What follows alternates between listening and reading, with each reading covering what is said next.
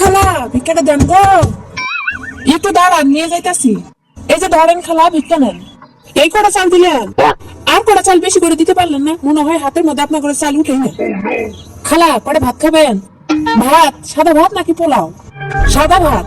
সাদা ভাত তো পছন্দ করি না, তা যাক গে। এত করে যেহেতু কইতাছেন, কিসের তরকারি? শুটকির তরকারি। শুটকির তরকারি পাশের বাসায় মাছের তরকারি দিয়ে খাইতে করলো, তাই খাইলাম না। গরুর মাংস হইলে সাইডে খাইলাম নি। গরুর মাংসের যে দাম খালা, আমরাই তো খাইতে পারি না। আপনার ঘরে কি খাওয়াবো? শুটকির তরকারি দিয়ে সাইডে ভাত খাওয়া যান। না না, শুটকির তরকারি দিয়ে ভাত খাবো না, থাকেন জায়গা।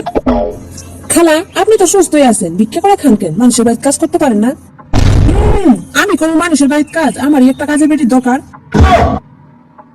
আপনার জানাশোনা যদি কোনো কাজের বাড়ি থাকে আমারে কইেন। আমাকে বাড়িতে বেশি কাজ নাই, রান্না বান্না করবো আর পোলাপান গুলারে দেখাশোনা করবো। সারাদিন আমি ভিক্ষা করে বাড়ি যাবো যখন, তখন সেটা আমারে খাবার দিব। টেনশনের কিছুই নাই, পাতা খড়ি দিয়ে রান্না বান্না করতে হইব না। গ্যাসের চুলা আছে, গ্যাসের চুলার মধ্যে রানবো আর বসে বসে টিভি দেখবো। আজকে আবার ওয়াইফাই লাগাবো, ডিসি লাইন কয়েক মাস আগেই লাগাইছি।